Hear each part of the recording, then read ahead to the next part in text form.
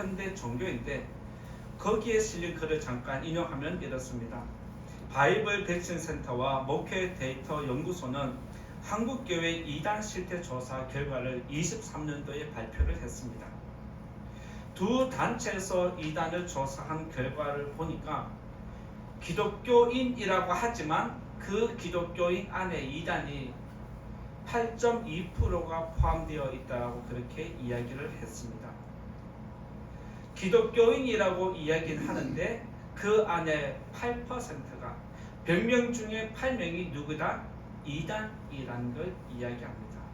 그래서 통계 조사를 하면 기독교라고 하지만 그 안에 8%는 이단이라고 여러분들이 보시면 되겠습니다. 그리고 25년 2월 7일 그제죠. 오늘이 9일이니까 그제 2월 7일 날 데일리 구치라는 기독교 뉴스에서 이런 보도가 나왔습니다. K2단 판치는 선교사라고 했습니다. K2단이 선교지에서 지금 판을 치고 있다는 이야기입니다. K 문화가 온 세계를 지금 휩쓰고 있다 보니까 이단들도 이 기회를 선교의 기회로 자기 교리를 전파하는 수단으로 지금 사용하고 있다는 겁니다. 그래서 이게 지금 얼마나 심각한지 선교지에서도 지금 이단의 확산세가 걷잡을 수 없이 확산되고 있습니다. 그래서 그 기사에서는 이제는 공동으로 선교지에서 이단을 대처해야 한다라고 그렇게 헤드라인 기사를 내었습니다. 이단이 중심으로 확산되는 지역을 보면 좀 가난한 지역들이 많습니다. 그래서 남반구 지역으로 신천지가 지금 확산되고 있고 구원파가 확산되고 있고 하나님의 교회 등이 지금 활개치고 있습니다. 그들은 연약한 자들에게 무엇을 줄까요? 먹거리를 주고 돈을 주고 장학금을 주면서 그들의 교세를 확장시키고 있는 것이 현실입니다. 한국을 가장 많이 빠르게 모방하고 지금 현지화, 한국화를 하고 있는 데가 세계에서 있는 곳이 있다면 몽골을 꼽을 수 있습니다. 지금 최근에 몽골이 한국화를 많이 하면서 한국의 편의점이 몽골 지역 곳곳에 지금 다 들어가고 있는 실정입니다. 그렇게 몽골에도 한국 문화가 휩쓸고 있을 때 몽골 사람들이 기독교 인구를 따지면 1.2%가 됩니다. 약 숫자로 이야기하면 10만 명이 기독교인입니다. 1%가 기독교인이고 10만 명이 기독교인인데 그 절반이 되는 5만 명이 신천지에 빠진 것으로 지금 조사된 통계가 나와 있습니다. 이처럼 한국교회뿐만 아니라 이제는 해외까지 이단이 급속하게 확산되고 있음을 여러분들은 기억해야 됩니다. 이처럼 상황이 심각해지자 최근 기독교 선교단체를 중심으로 이단 문제를 대처하기 위해서 지금 서로 협력하는 모습이 나타나는데 선교지에도 이단 상담센터가 지금 개소되고 있습니다. 그리고 이단 상담 전문가를 양성하기 위해서 우리나라에서 지금 사람을 파견하고 지속적으로 지금 이단 교육을 하고 있는 실정입니다. 이단이 선교지에 확산이 되면 한국교회도 영향이 옵니다. 그것이 무엇일까요?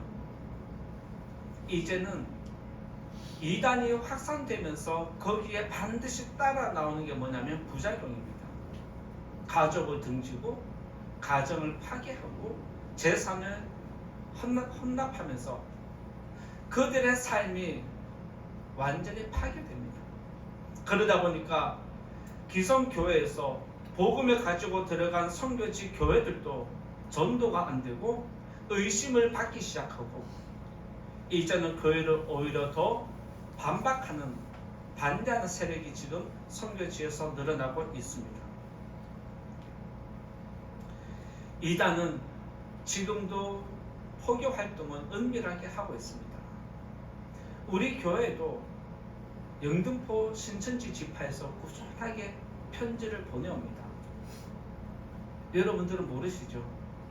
목회자가 보니까 제가 그것을 찢어서 바로 버리긴 하지만 그 편지를 받는 순간부터 영적인 더러움이 느껴져서 역겨워서 바로 찢어버립니다. 만약 성도님들이 그것을 우리 교회에 이런 편지가 왔네라고 하면서 보고 신천지 이런 교회도 있구나라고 해버릴까봐 저는 바로 받자마자 바로 그 자리에서 찢어버리고 있습니다. 잊을만 하면 보내오고 잊을만 하면 보내오고 이렇게 이단은 성도님들 뿐만 아니라 목회자와 교회까지 은근히 지금 미혹하고 있다는 걸 기억해야 됩니다. 그리고 지금 이단들은 자신의 세력을 확장하기 위해서 교회 간판을 바꾸고 있습니다. 예전에는 이단 교회 간판을 걸기도 했는데 지금은 교회라는 이름을 완전히 바꾸어서 장로교 무슨 교회, 장로교 무슨 교회, 침례교 무슨 교회, 성결교 무슨 교회, 이전에 교회라는 이름으로 간판을 설치하기 때문에 이사간 사람들이나 믿음이 연약한 사람들이 미혹받기가 지금 너무 쉬운 시대라는 것을 기억해야 됩니다. 우리나라의 대표적인 이단이 아까 여러분들에게 질문했을 때 이런저런 이야기를 했는데 대표적인 이단을 말씀드리면 통일교가 있습니다. 통일교 교주는 누구죠? 문선명. 신천지 교주는 누구죠? 이만희. 하나님의 교회 교주는 누구죠?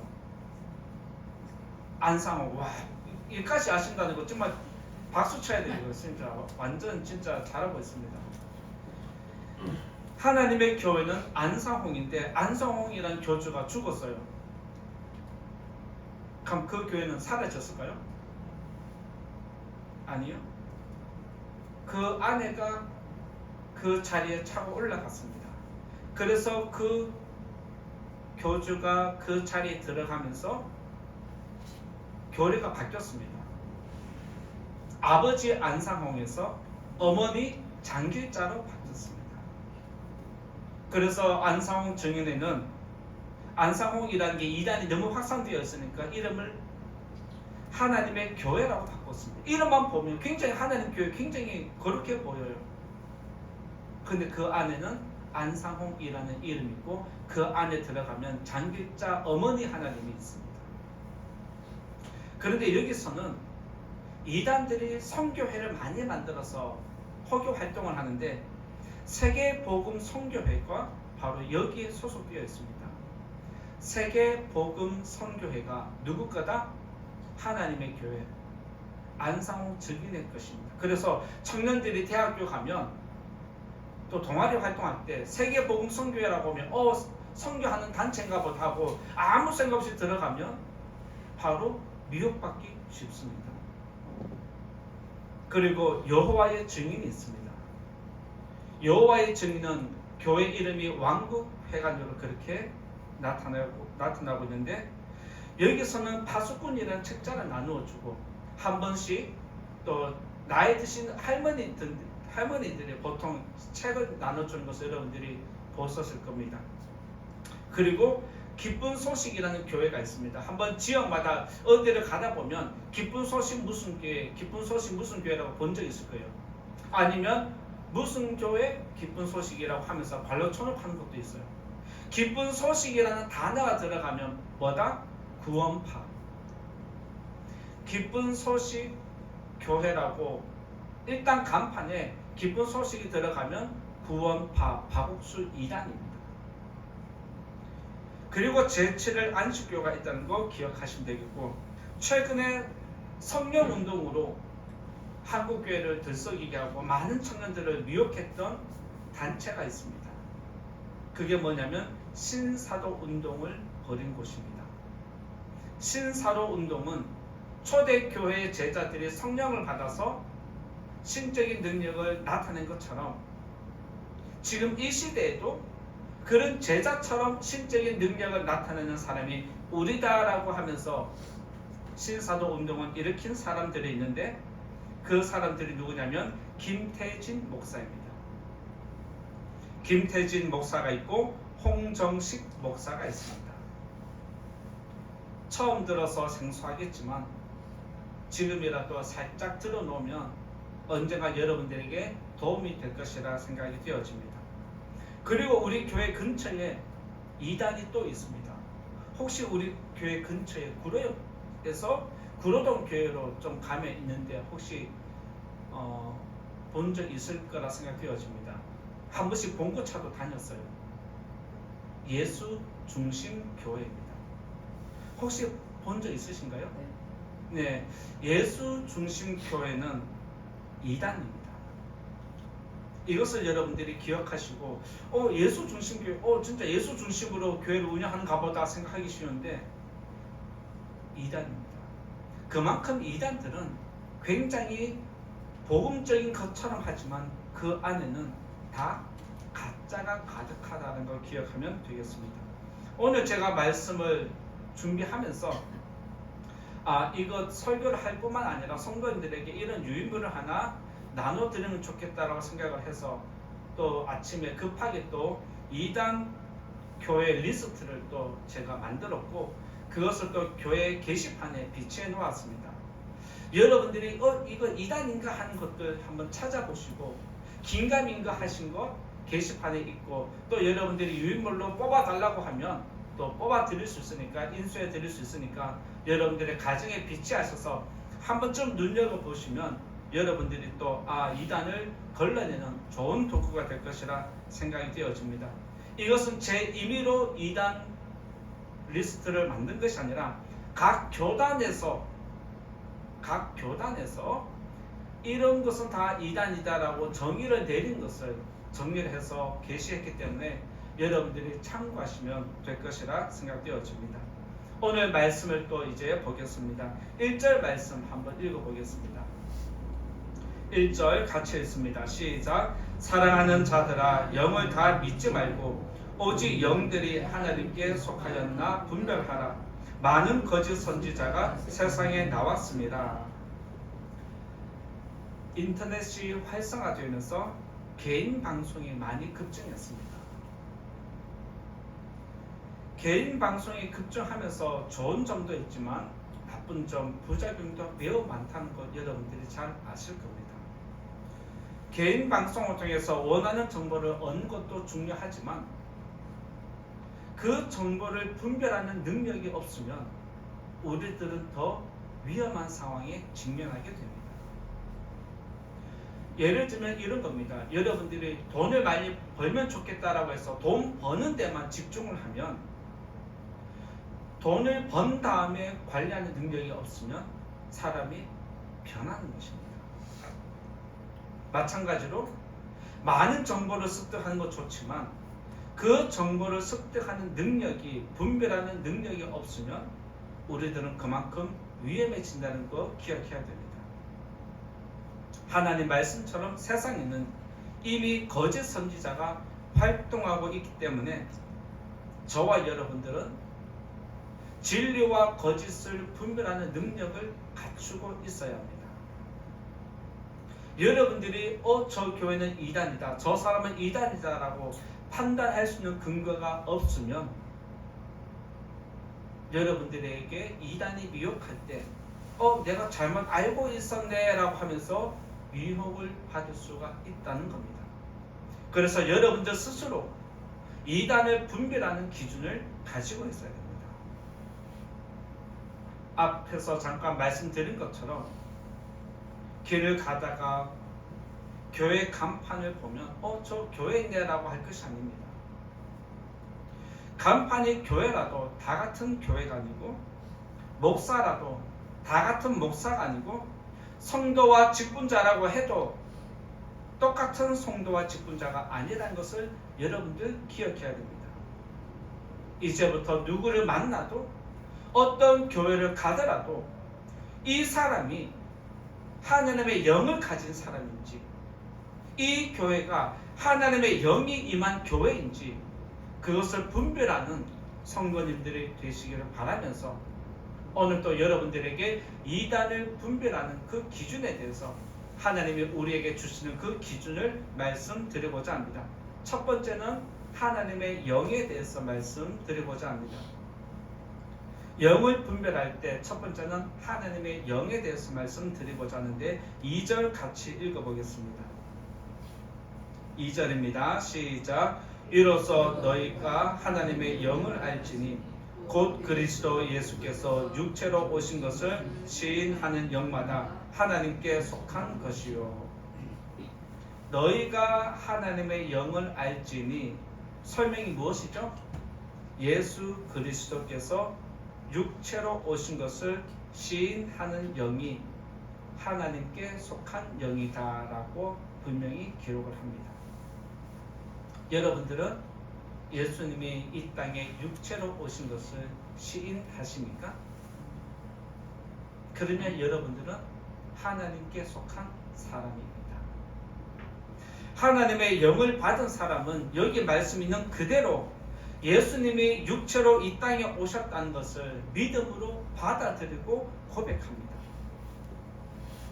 예수님이 육체로 오셨다는 것을 시인한다는 게 무슨 의미가 있냐면 예수님이 나를 대신해서 십자가에서 죽었다는 것을 인정한 겁니다. 그리고 예수님이 나를 대신해서 부활의 소망을 주기 위해서 죽음을 이기고 부활하실 뿐만 아니라 영원한 나라가 있다는 걸 알려주기 위해서 승천하신 것까지를 전부 다 포함하고 있습니다. 즉 예수님이 육체로 오신 것을 인정한다는 것은 예수님이 나를 구원하시려고 세상에 오셨고 십자가에서 죽으셨고 죽음을 이기셨고 하나님 나라에 올라가셨다. 여기까지 전부를 다 포함하는 것이 바로 이 말씀입니다. 따라서 우리의 구원은 예수님의 성육신으로 성탄으로 시작되었습니다.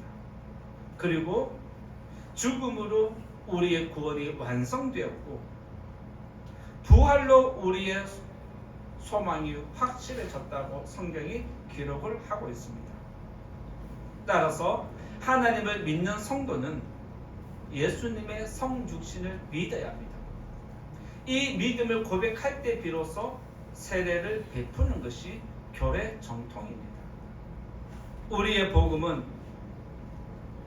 예수 그리스도에서 시작되었다라고 마가복음 1장 1절에서 예수 그리스도의 복음의 시작이라고 분명히 이야기를 하고 있습니다. 복음의 시작은 바로 예수 그리스도입니다. 믿으시기 바랍니다.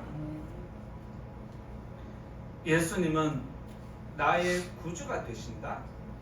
예수님은 나의 그리스도가 되신다. 이 고백은 하나님의 영을 받은 사람만이 할 수 있다라고 오늘 분명히 가르침을 주십니다. 세례를 베풀려고 할 때 아직도 예수님이 믿어지지 않으면 세례 안 받으려고 반항하는 모습이 나타납니다. 바로 예수님을 시인하고 세례를 받는 것은 엄청난 영향력이 있습니다.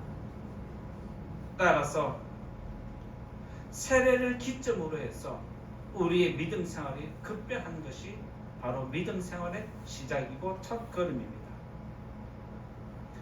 그리고 여기서 말하는 하나님의 영은 무엇이냐면 바로 성령을 의미합니다.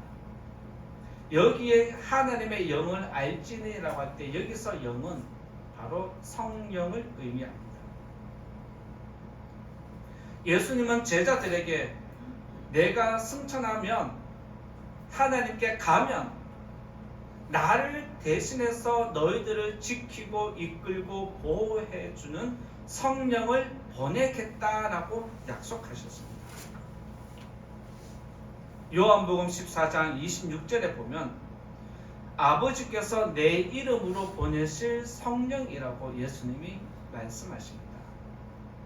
아버지께서 내 이름으로 보내실 성령이라고 언급을 했습니다. 그리고 요한복음 15장 26절에서는 내가 아버지께로부터 너희에게 보낼 보혜사 곧 진리의 성령을 언급하고 있습니다. 즉 성령은 나를 대신해서 하나님이 보내는 것이고 내가 올라가야 성령이 너희들에게 임한다라고 하면서 성령은 하나님과 예수님을 위해서 일하는 거룩한 영이다라고 분명하게 알려주십니다.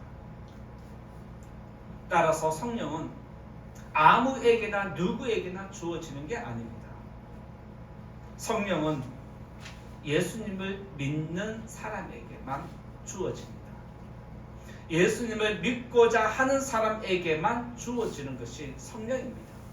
그래서 하나님은 성령을 하나님의 선물이다라고 그렇게 언급을 하고 있습니다. 예수님을 모르고 믿지도 않는데 성령을 달라고 하는 것은 있을 수 없다는 겁니다. 만약 믿지 않는데 성령을 달라고 하는 사람이 있다라면 하나님이 그 영혼을 구원하기로 이미 작정한 사람입니다.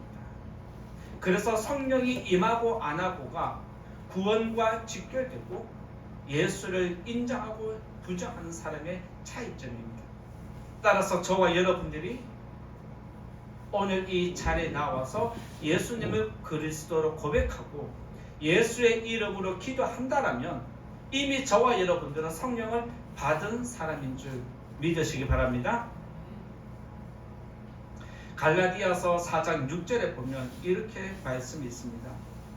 너희가 아들임으로 하나님이 그 아들의 영을 우리 마음 가운데 보내사 아빠 아버지라 부르게 하셨느니라. 너희가 아들임으로 성령을 너희에게 보냈고 성령을 받은 사람은 하나님을 부를 때 무엇으로 부른다? 아버지라 부른다라고 기록을 하고 있습니다. 하나님의 성령을 받은 사람은 하나님을 아버지라 부릅니다. 지금 여러분들이 작정 기도 이 자리에 나오셔서 기도할 때 예수의 이름으로 기도를 드리고 시작을 할 때는 누구의 이름으로 시작하죠? 하나님을 부르죠. 하나님을 부르다가 여러분 기도 중에 은연 중에 생각 중에 입을 통해서 고백되는 게 뭐냐면 하나님과 함께 아버지란 단어가 고백됩니다. 예수님 안 믿는 사람이 하늘을 보면서 아버지라고 하는 사람이 있을까요? 물론 세상 사람들이 믿음 없는 사람이 하늘을 보면서 아버지를 부르는 것은 육적인 아버지를 부르고 조상을 부를 때 아버지를 부르지만 믿음의 성도가 하늘을 향해서 아버지를 부를 때는 곧 하나님과 연결되는 단어입니다. 그래서 여러분들이 기도할 때 하나님을 생각하면서 아버지를 생각하면서 기도하니까 아버지의 부성이 느껴지고 그것이 감사해서 하나님을 더 찾아가는 것 아니겠습니까? 이것은 내가 하나님의 아들이 되었다는 것을 스스로 시인하고 증명하는 것입니다. 하나님의 영을 받은 사람은 하나님을 부를 때 아버지라 부를 때 어색하지 않습니다. 불편하지 않습니다. 그냥 자연스럽게 하나님을 아버지라고 부르는 것입니다. 그리고 하나님의 영을 받은 사람은 예수님을 그리스도로 시인하고 예수님의 죽음과 부활을 믿음으로 받아들입니다. 그리고 하나님은 우리들에게 성령을 받은 사람은 세상을 이긴다라고 우리들에게 알려주십니다. 오늘 4절에 있는 말씀 한번 같이 읽어볼까요? 4절 말씀 같이 읽어보겠습니다. 시작. 자녀들아 너희는 하나님께 속하였고 또 그들을 이기었나니 이는 너희 안에 계시니가 세상에 있는 자보다 크심이니라. 너희는 어디에 속하였다? 하나님께 속하였다. 하나님께 속하였다는 것은 무슨 말일까요? 하나님의 자녀가 되었다는 뜻입니다. 그러니까 성도님들, 여러분들의 믿음이 세상을 이기는 것입니다. 내가 세상을 이기는 것이 아니라 내 안에 계신 성령이 세상을 이기도록 해 주십니다. 이 자리에 계신 성도님들, 예수님은 나의 그리스도가 되십니다. 아멘. 이 고백을 하시고 이 고백을 하는 성도들을 하나님께서 영원까지 지켜주시기를 예수님 이름으로 축원드립니다. 두 번째로 말씀드릴 것은 적 그리스도의 영에 대해서 말씀드리고자 합니다. 두 번째는 적 그리스도의 영에 대해서 말씀드리고자 하는데 3절을 읽고 말씀 나누겠습니다. 3절 같이 읽어보겠습니다. 시작. 예수를 시인하지 아니하는 영마다 하나님께 속한 것이 아니니 이것이 곧 적 그리스도의 영이니라. 오리라 한 말을 너희가 들었거니와 지금 벌써 세상에 있느니라. 앞에서는 하나님의 영을 가진 사람은 예수님의 성육신을 인정한다 라고 했습니다. 그리고 여기서는 예수님을 시인하지 않는 사람, 인정하지 않는 사람은 그리스도의 영을 받지 않았다. 오히려 적 그리스도의 영을 받았다라고 이렇게 이야기를 하면서 하나님의 영을 받은 사람과 하나님의 영을 받지 못한 사람, 성령의 사람과 이단을 이렇게 구분하십니다. 적 그리스도는 이단입니다. 이단은 적 그리스도입니다. 하나님은 적 그리스도의 영이 지금 벌써 세상에 왔다라고 이렇게 이야기를 하는 것은 지금 이 세상의 모든 권세는 누가 잡고 있다? 사탄이 잡고 있다는 것을 지금 알려주는 것입니다.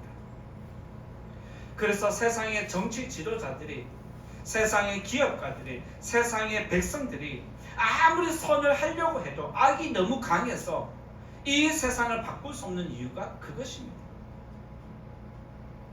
아무리 정치 지도자들이 세상을 평화롭게 거룩하게 만들려고 해도 안 되는 것이 세상 권세를 잡고 있는 것이 악한 권세가 잡고 있어서 그렇습니다.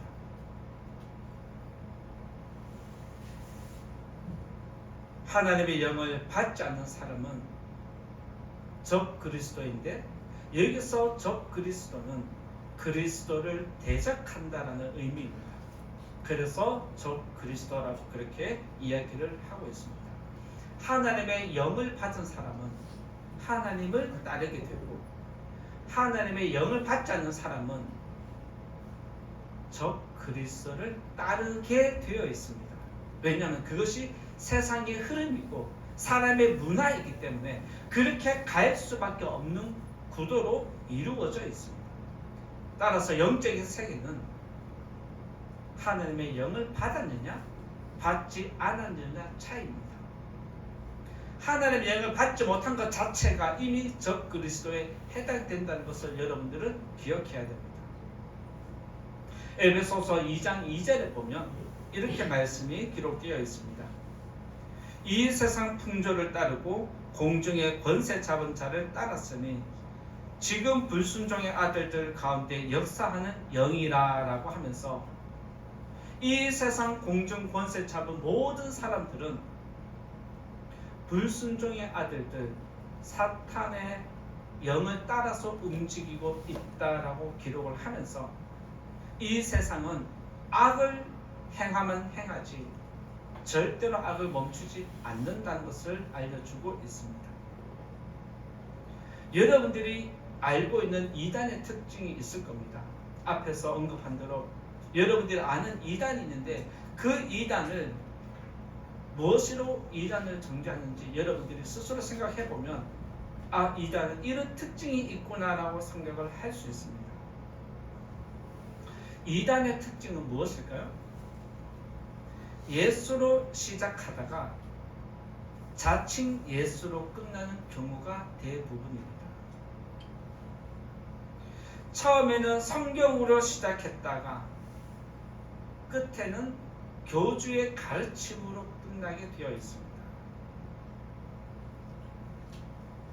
여러분들이 잘 아시겠지만 제가 누누이 말씀드리고 강조하지만 성경은 누구를 이야기하고 있다? 예수를 이야기하고 있다. 신약도 구약도 누구만 이야기한다? 예수만 이야기한다. 그런데 이단들은 처음에는 성경을 펼치면서 성경으로 시작하지만 가다 보면 은연중에 교주의 이름이 나타나고 교주의 가르침이 나타납니다. 그러면서 은근슬쩍 예수의 이름에다가 교주의 이름을 집어넣습니다. 이렇게 이단은 성경으로 시작해서 우리들을 유혹했다가 나중에 우리의 영혼을 삼키는 자가 된다는 것 기억해야 됩니다. 따라서 오늘 성경에 있는 적 그리스도는 예수님을 부정하는 사람이고, 예수님을 부정하고 성경을 부정하는 것은 이단이기 때문에 이단이 곧 적 그리스도다라고 여러분들 기억하시기 바랍니다. 2009년에 합신대 신학대학원에서 목회자 될 사람들을 강의하는 시간이 있었는데, 이 시간은 늘 신학교마다 대학원마다 이런 강의를 하는 것이 교육의 필수입니다. 2009년에 합신대에서 박형택 목사라는 분이 그들 신학생들을 대상으로 강의를 했는데, 그 내용에서 한국 교회의 지금 이단의 숫자는 대략 500개 정도가 된다라고 이야기를 했습니다. 제가 오늘 이단 목록 리스트를 게시했는데 거기에 한 120개 정도 되었는데, 그보다 더 많은 숫자가 지금 있다는 걸 여러분들 상상하시면 듣도 보도 못한 이단이 나올 겁니다. 그래서 여러분들이 처음 들어보는 이단들도 있기 때문에 오늘 유인물 여러분들이 달라고 하면 줄 테니까 집에 가셔서 그 이단을 한 번쯤만 읽어봐도 여러분들의 영혼을 지키는 데 도움이 될 것이라 생각이 되어지고, 이런 것점을 아시면 다른 성도님들에게, 다른 교회 성도님들에게도 이런 이단이 있다고 하더라라고 한 번쯤 알려주시면 또한 이단을 대비하는데 예방이 될 것이라 생각이 되어집니다. 박형택 목사님은 이단 상담 연구소장입니다. 그분이 이단을 이야기하면서 4종류로 분류해 놓았습니다. 이것은 우리 교단도 거의 흡사하게 분류하는 내용과 같습니다. 첫 번째 이단의 특징은 자신이 교주가 되는 이단이 있습니다. 자신이 교주가 되어서 자칭 예수라고 하는 이단이 있습니다. 자칭 보혜사 성령이 나에게 임했다라고 하는 경우가 있고, 자칭 내가 구원자다, 메시아라고 그렇게 이야기를 하면서 예수 대신에 자기를 구원자라고 호칭하는 이단이 있습니다. 그리고 이단의 두 번째 특징은 무엇이냐면, 나는 구원자가 아니고 메시아도 아니다 라고 하면서 대신에 하나님의 특별한 계시를 받은 대비자다라고 하면서 은근슬쩍 자기를 감추는 사람이 있습니다. 자기를 감추면서 드러내는 사람이 바로 이단이 가지고 있는 특징입니다. 세 번째 이단의 특징은 성경을 잘못 해석하는 경우입니다. 성경을 잘못 해석해서, 잘못 해석했다기보다는 성경을 왜곡시킵니다. 처음에는 성경으로 시작했다가 서서히 변질되어서 완전히 왜곡시켜서 자신의 교리를 집어넣는 이단이 있습니다. 그리고 네 번째 이단의 특징은 잘못된 교회 운동을 일으키는 경우가 있습니다. 여기서 잘못된 교회 운동은 성령 운동처럼 어떤 교회를 형성해놓고 그 안에서 잘못된 운동을 일으키는 것을 이야기합니다. 특별히 요즘 개인 방송 유튜브가 활성화되면서 신비의 체험을 이야기하는 분들이 의외로 많이 있습니다. 그런데 관심이 있어서 귀를 열고 한번 듣기 시작하면 또 다른 영적인 신비를 경험하게 되면 그런 영상을 계속해서 보게 됩니다. 유튜브 한 번씩 보면 천국을 갔다 왔다 하고 하나님을 만나고 왔다라고 하고 하나님께 말씀을 계시를 받았다라고 하는 분들이 의외로 많이 있는데 그것은 다 가짜라고 정의될 수 있습니다. 성도님들은 분명히 아셔야 합니다. 하나님은 우리에게 완전 계시로 성경을 주셨습니다. 이것으로 계시는 끝난 것입니다. 더 이상 하나님과 만나서 계시를 받았다라고 하는 것 자체가 이단입니다. 그렇게 생각하시기 바랍니다. 그래서 여러분들이 성경 외에 다른 것을 가르치거나 우리 목사님이 이런 말씀 하시더라, 우리 목사님이 이런 말씀 하는 것 자체가 잘못된 것입니다.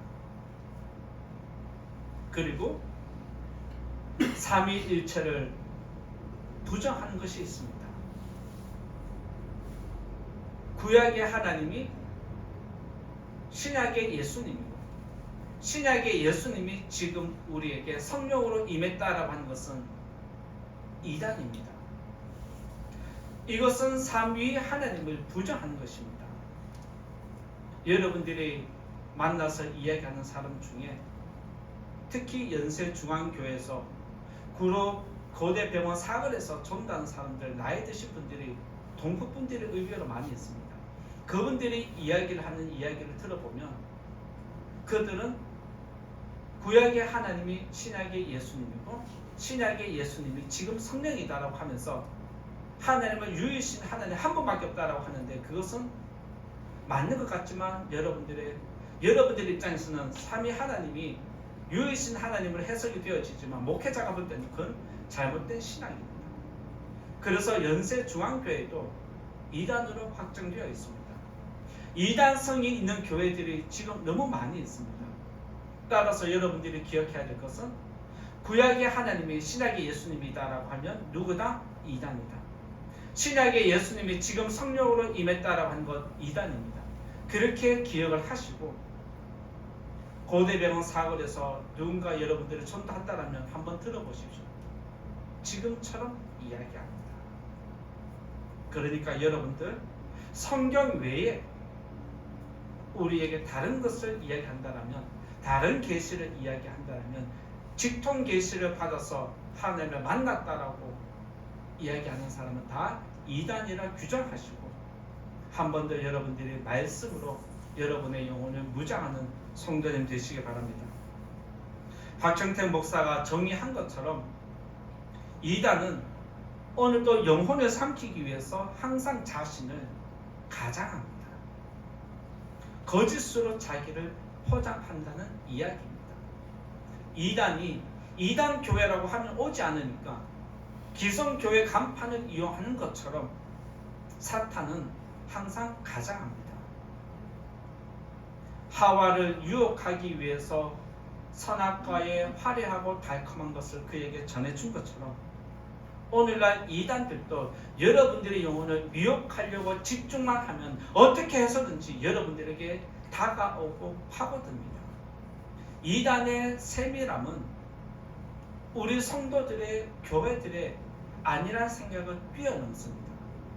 상상할 수 없는 방법으로 여러분들의 영혼에 파고들기 때문에 여러분들은 항상 깨어 있어야 합니다. 이단들은 여러분의 영혼을 삼키기 위해서 항상 깨어서 움직이는데 우리가 항상 깨어서 방어하지 않으면 우리들은 그들의 공격에 무너질 수밖에 없습니다. 고린도후서 11장 14절에서는 사탄도 자기를 광명의 천사로 가장한다라고 하면서 그들의 교활함을 깨닫기 위해서는 알기 위해서는 우리가 분별하는 영이 있어야 한다라고 말씀하십니다.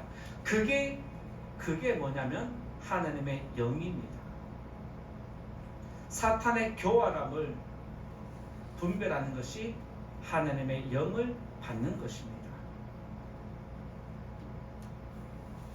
따라서 성도님들은 이단이 여러분의 영혼을 틈타지 못하도록 자신의 믿음을 강하게 해야 됩니다.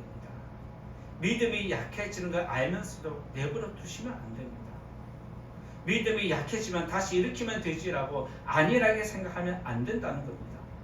그렇게 안일하게 생각할 때 사탄은 파고든다는 사실을 기억하고 여러분의 믿음을 방치하지 마시고 여러분의 마음을 무장하시고 일으키는 저와 여러분 되시기 바랍니다. 오늘도 이 말씀을 듣고 예수 그리스도로 무장하기를 원하는 성도님들을 하나님께서 꼭 지켜주시기를 예수님 이름으로 축원드립니다. 이제 결론의 말씀 드리고자 하는데 6절 말씀입니다. 6절 말씀으로 같이 읽어보겠습니다. 시작. 우리는 하나님께 속하였으니 하나님을 아는 자는 우리의 말을 듣고 하나님께 속하지 아니하는 자는 우리의 말을 듣지 아니하나니 진리의 영과 미혹의 영을 이로써 아느니라. 여기서 분명하게 우리들에게 알려주는 것이 있습니다. 하나님을 아는 자는 우리의 말을 듣고 라고 했습니다. 하나님의 영을 받은 사람은 말씀을 듣는다고 이야기를 합니다. 그리고 다음으로 하나님께 속하지 않은 사람은 우리의 말을 듣지 않는다라고 정의를 내립니다. 하나님의 말씀을 듣는 여러분들은 이미 하나님께 속한 사람이고 이 자리에 나와서도 하나님의 말씀을 듣지 않는다라면 아직 하나님의 영에 속하지 않은 사람입니다. 그래서 교회 안에도 예수님은 알곡이 있는가 하면 가라지가 있다라고 말씀하면서 우리들에게 다시 한번 하나님의 영을 받아야 한다. 예수님을 그리스도로 인정해야 한다라고 가르쳐 주십니다. 이 자리에 계신 성도님들, 하나님의 말씀을 듣고 행하는 하나님의 사람 되시기를 예수님 이름으로 축원드립니다. 기도하겠습니다. 말씀 생각하면서 같이 기도하겠습니다. 하나님, 이단이 우리 주변에 항상 있다는 것을 내가 기억하고 내 영혼과 우리 가정 자녀들, 우리 주변의 지인들이 이단의 미혹